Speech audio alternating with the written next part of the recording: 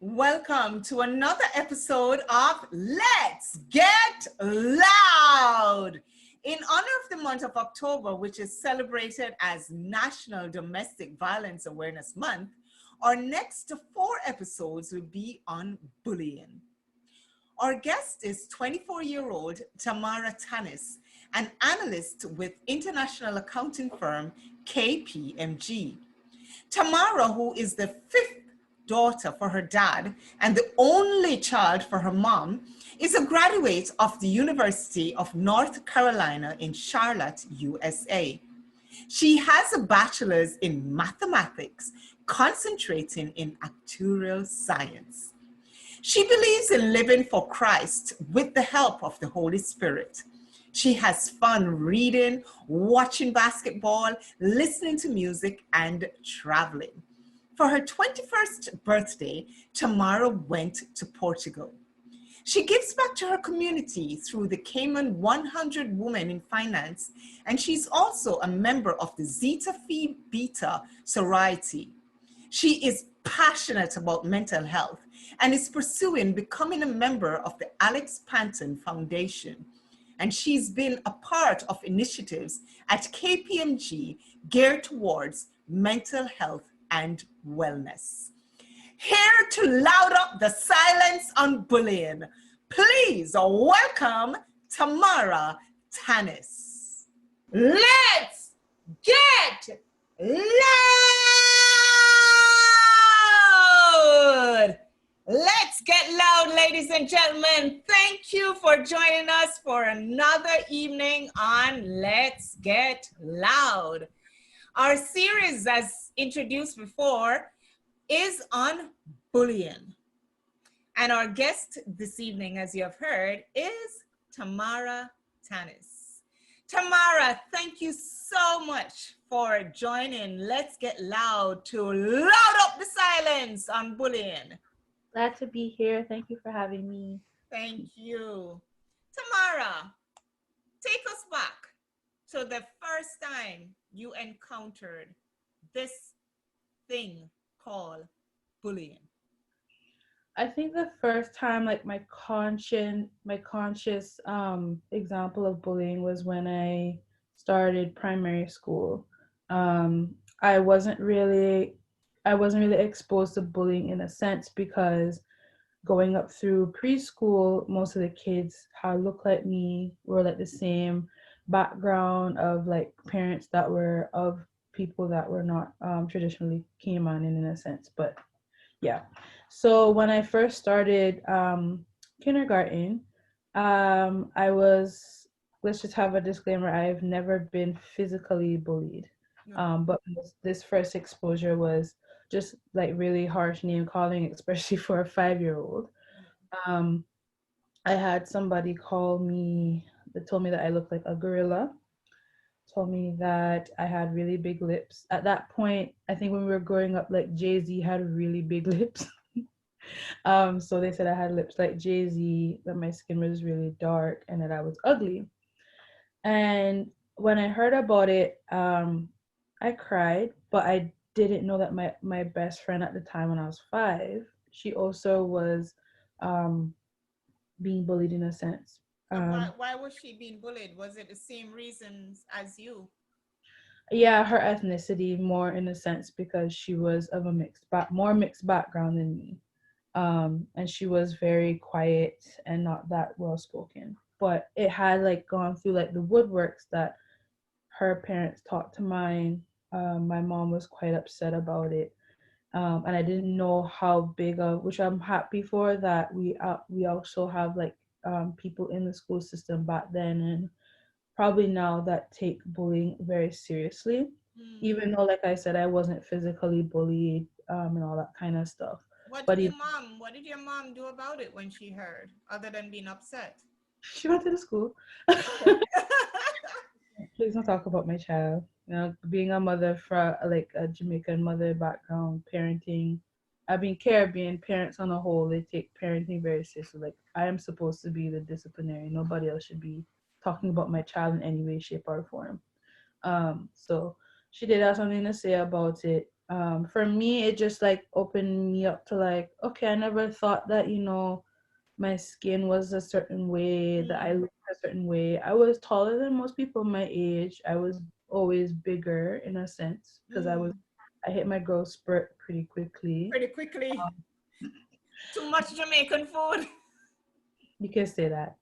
But I didn't think of it in any negative way. I just thought I was just a normal kid going to school, and it kind Right. of like broke that, like, in a sense of, okay, so people do think negatively of you, but there was no substance to it. And so as I got older and I went through school, I was sadly more exposed to it in the verbal sense. That How? kind How can you describe that for us?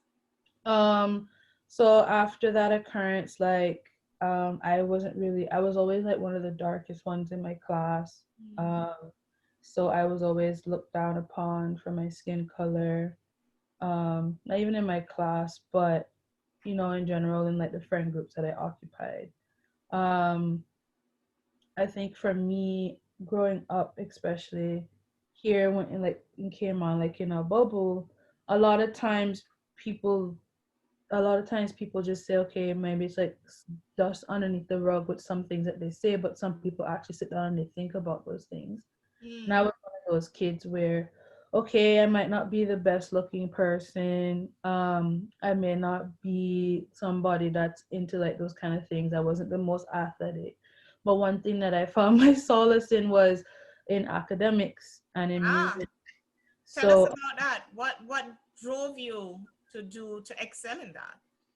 I think it was just because I knew that I could just put myself to the test. Although, like, yeah, it was kind of like a competition to be the top of the class, but coming from like a background where my mom took academics very seriously, and still Mm-hmm. to this day, and even my grandparents on both sides and my father, um, academics was really important. Like, she always said, academics is the key to get you where you want to go.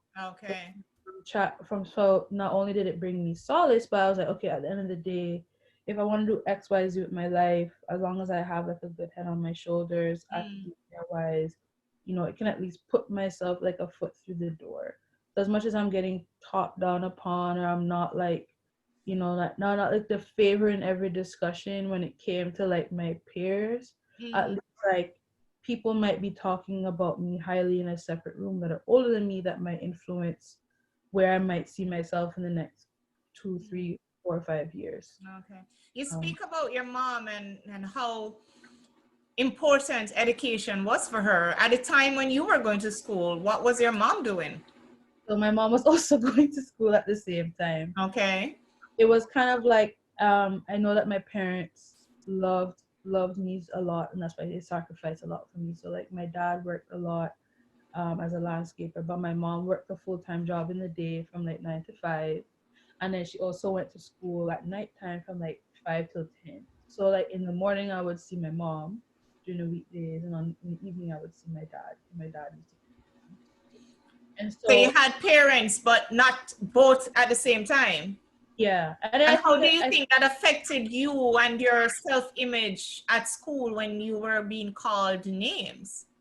I think for me, because I knew that they were working really hard, I didn't want to kind of be like a burden to them with those kind of things. Like, I knew, like, okay, I didn't want to throw them off their groove with, they're working really hard for me, and then I don't want to be that kid who be like, mommy, this X, Y, and Z can't like said this about me. Which I didn't think that they didn't care. I Mm, just feel like, okay, they're already working hard. Why am I gonna exhaust them even more, kind of thing. So mm. So I think, you didn't tell your parents any at all about being bullied, other than mm, when your friend's mother yeah, said something to her. if somebody else brought it up, or if I was very, very upset about it and needed to vent about it, then they would know. But like little things like certain name calling and stuff, I pretty much just either told my friends about it, soaked it up, moved on. So Um, what kind of names were you being called? Same old, same old. Like, I was being called big and fat and stuff. I when I was growing up, I was overweight, so Mm, I already knew that, and I was just like, all right, cool.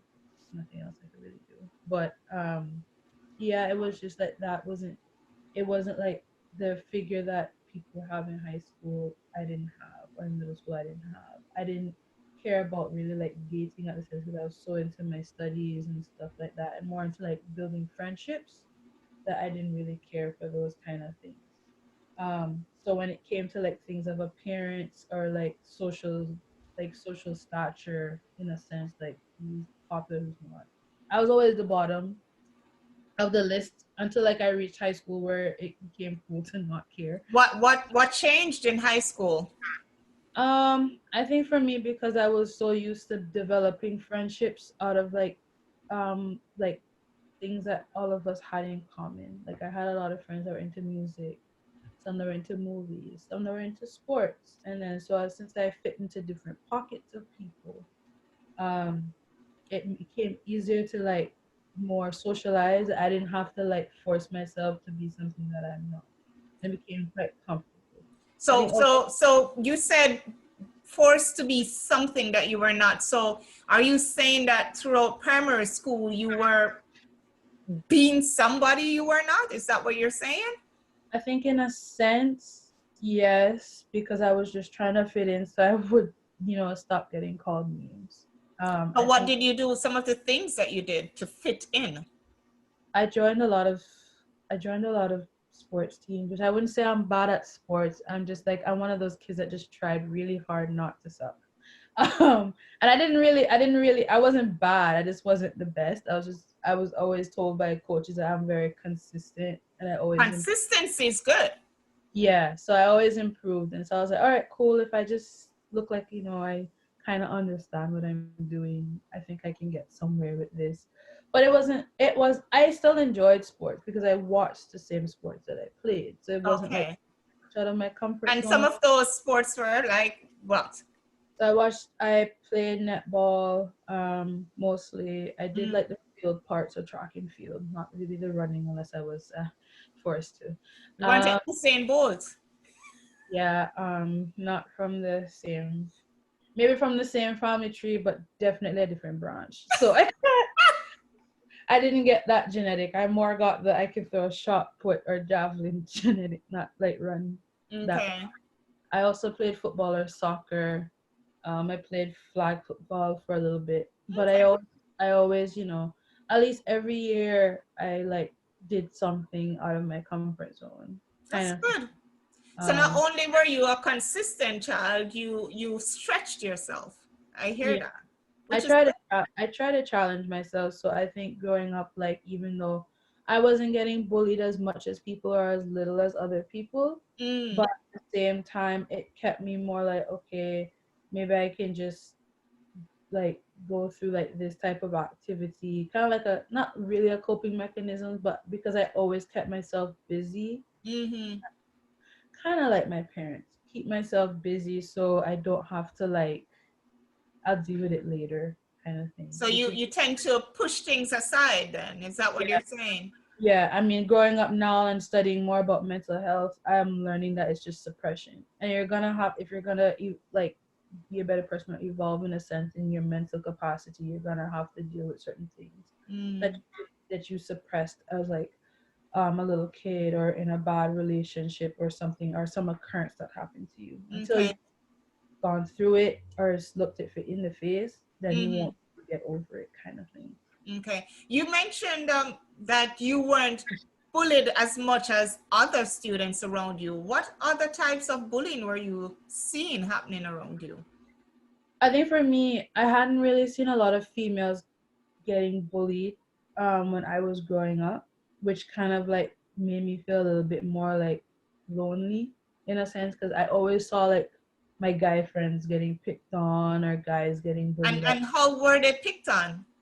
So I mean, it wasn't on social. I guess like the bigger kid picking on the little kid, that type of cliche, or like calling them names, or like sports was a big thing um when people are in high school. So if you weren't the fastest or the best at this or whatever, then so I always saw males in competition, and that's where it kind of like bullying or getting picked on. But like as girls coming up, it was more appearance, and because since I never really had that much exposure with seeing other girls treated the way that I was, it was kind of like, okay, I must be the only one going through this So kind you of. you felt isolated. You felt like you were singled out, eh? Yeah, in a sense, as a female, like as a black female, I felt that way. I know I wasn't getting as more harsh treatment as other kids, but at the Mm. same time, as somebody taking up the capacity that I was in school, I really felt like, okay, it may be just me. I don't know what's happening. I don't know what I'm doing wrong, but maybe it's just not. And you didn't talk to any of the other students, any teachers? No, I think some of my teachers probably knew, but they didn't say anything. Mm. And I I don't think I even if a lot of my other friends in school or growing up knew, they just kept it like me. They just kept it to themselves. Okay. So where do you attribute your features, your lips, your color? Where did those come from? Well, my color is definitely from my dad. Mm. Um, my lips, I have no idea. My parents You have kind no idea where did you get of. those lips, girl? The lips that everybody wants now. I think my grandparents probably, because my Where are your parents, grandparents from? my two are from Haiti and two are from Jamaica. So my dad Haiti. Okay. and my mom's from Jamaica. So probably that side. I don't know which side. Hmm. So But talk us through the high school journey. You said you got more involved in more sports. Tell us about that and how you use that as a coping mechanism in high school. yeah, so in high school, I became very, very busy and proactive and everything. So I said, Wow. okay, everything Describe busy. Describe a day in high school for tomorrow. in high school. Tamara woke up like at 6 because Charmaine wanted to beat traffic. So I get to school at 7:30. Sometimes I did like finished up homework, then I had class from like 8:30 to 3. Oh goodness, Mm-hmm. so long ago. And then after that, I would have at 2:30 I would have band practice. Then I would have choir practice. Then I would have some type of extracurricular sports. So one day it might be netball, next day it might be soccer, the next day it might be a game, and who knows. Um, Hmm. I also used to do worship team at school. So sometimes on Thursdays after the practices, we'd have worship team, and then sometimes practices would overlap. So sometimes I'm at school till like 5:30, which kind of worked out. So getting picked up, all of us go home at the same time. So Wow. From yeah, 7:30. So from 7:30 to 5:30 was all school for you. So you had a whole day of work. pretty much like 12-hour At days and go home 12 again. hours, yeah. It So you're good with that? No. That's good training for what you're doing now. But was definitely good training for college, I'll tell you yeah, that. okay. Speaking about college, when you left high school, having had all that extracurricular activities to hide behind, right? I heard worship, I heard choir, I heard music, I heard football, I heard only God knows what else, band practice. I heard all sort of things that you hid behind. Mhm. How did you manage when you transitioned to high school? I mean to college, sorry. Mm, College, I think I suffered a lot from homesickness because it was a new environment. Um, Yeah. And in where was that again? I went to school in Charlotte, North Carolina. So Okay. what was kind of cool about Charlotte was it was a melting pot of different cultures and ethnicities like came on. So that aspect was very similar to me. But because it was a new environment, new culture, how they treated different people was different. I wasn't at home. I didn't have the same friends. I had to make a brand new group of friends because out of 12 months of the year, I'll be here for at least 8 or 9. So it was something that was fairly new to me. And I think my first year of college, I suffered a lot from homesickness. So Coupled you didn't suffer bullying, but you suffered homesickness, or did you encounter bullying in college as well? in college, I didn't think I think in college I wasn't really bullied, but more stigmatized or stereotyped in a Oh, sense describe that for me then. because I never experienced racism in a sense. And when I was there in college, a lot of like things had happened. There were actually, I think, it was one year there was riots and all this kind of stuff, curfews and everything. And so I had Something similar to what we're seeing now. basically. So it was Mm, like something that was bubbling underneath the surface before all the stuff that's been happening this year. right. So in Cayman, I hadn't experienced that because we don't have that type of stereotypes here. But because I was a black woman, until you until I opened my mouth, you would ask me where I was from. They put me in the same box as some of my peers that I had made friends with. Okay. And so for me, I think that's when I started to get more into mental health because I was seeing the way that the system had worked against black people in a sense and try to put people in a box before they could even try to adventure out and find out what their identity is and what kind of stuff. I think one of the things that was really shocking to me was I had friends that did not learn about black history like how I did, and it made me feel a little bit more um not privileged in a sense, but it made me feel like, why is it that we're so like certain things are suppressed? And then it took me back to when I was in school, when it was, when I was suppressed because of my bullying, but now it's a whole nother form.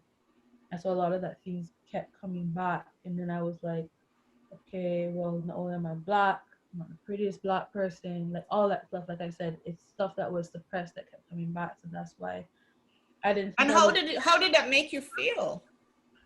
It made me feel like, okay, I just hadn't gotten over the things that I when I was a child. That So I so the things that you suppressed all of a sudden just started bubbling and coming up to the surface.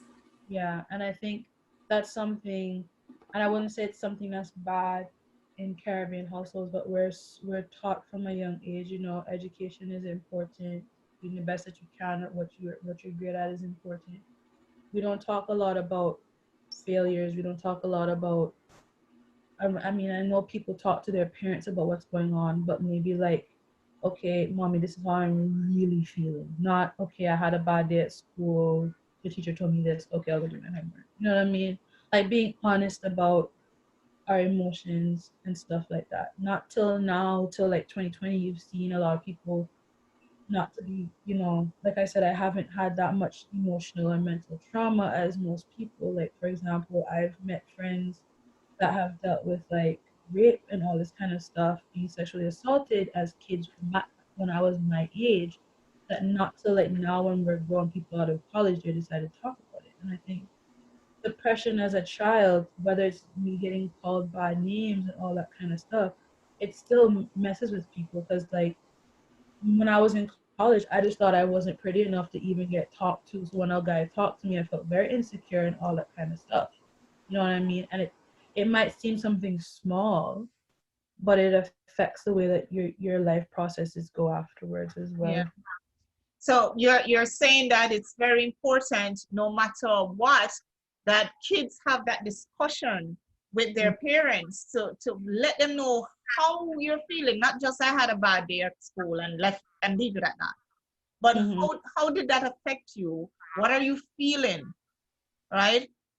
How are you dealing with this? Mm-hmm. So you're saying that you didn't have that kind of conversation any at all, and you suppressed a lot of these feelings, and then you found that it was bubbling to the surface now that you're in college and Yeah. facing another dilemma that Yeah. you really didn't know how to align yourself with that. Yeah. I think because I didn't know what my identity was as a person growing up in high schools. When I went to college, I never had my own personal identity. Dealing with now, okay, the whole cultural aspect, all the stereotypes and all the stuff going on there, it was just a lot of things going on. And it's not until I got to college I was like, okay, this is who I am. I'm not in this particular box. So who Like are you? I am an independent black woman who is still trying to figure out herself spiritually and mentally, who believes in God, and I'm just trying to be the best person I can be on this journey, whatever path that God has me on. And I think when I was in high school, I was working and being so busy trying to get, my whole goal was to get to college. Then I got to college. And then now what? Kind of thing. And when I was in college, I was like, I have to figure out who I am as a person, because then when I come back as an adult, it's a whole nother kettle of fish. Nobody, no mommy, no daddy, nobody to hide behind. If somebody says something bad about my character, I need to learn how to defend myself, not to take it, hold it in, suppress it, and then move on. Because as an adult, I don't want to carry on the same thing as, okay, it's okay to just let it go. Because it's not. I feel like as a culture, we don't sit down and we don't talk about certain things. Like it's okay to have a bad day. It's okay that somebody calls you a name. It's not it, but it doesn't make you, what they say doesn't make you who you are, kind of thing. Mm. And And it took you up to college to realize that, eh? mm-hmm, And do you, I'm mm-hmm. appreciative that when I did tell my parents that those kind of things were going on with me at school, I'm appreciative they tell me that, forget what they said. You're strong. So, cry if you need to cry and move on. I'm learning now that yes, that's a great way to, like, I'm happy that I had that positive energy, but at the same time, I'm also learning that we have to talk about certain things to get over it, kind of thing. Good. Um, and have positive outlets to deal with it, not just have somebody tell us to get over it and then move. Mm. And just, you're supposed to get over it. Mm-hmm. It's It's like magic, yeah, but it exactly. doesn't happen. Mm-mm. It gets into your mind, and that's where it all starts. The Exactly. spiraling down that causes the disasters that we see every day, suicide, oh, the murders, you know. They even say that after this pandemic, the next pandemic is mental health, because Wow. we've had so much people go through so much, whether it's you lost your job, you've been working from home for months, you've Mm. had somebody either get sick or pass away from COVID, you've had to learn how to utilize your income in certain ways, your way of life has changed. It's just like people are going through different things, um, and we don't know what everybody goes through because everybody has their different story. But the fact that we all have to deal with this in this time where everything is at a standstill and some people just don't know how to be in that environment, you're gonna have all of these things, like how you said, like suicide and all these things come into play that never had the forefront before because people were suppressing it or using a different outlet for it. So Tamara, for those kids who are out there, kids in primary school, kids in high school, what would you like to say to those kids right now based on your experience?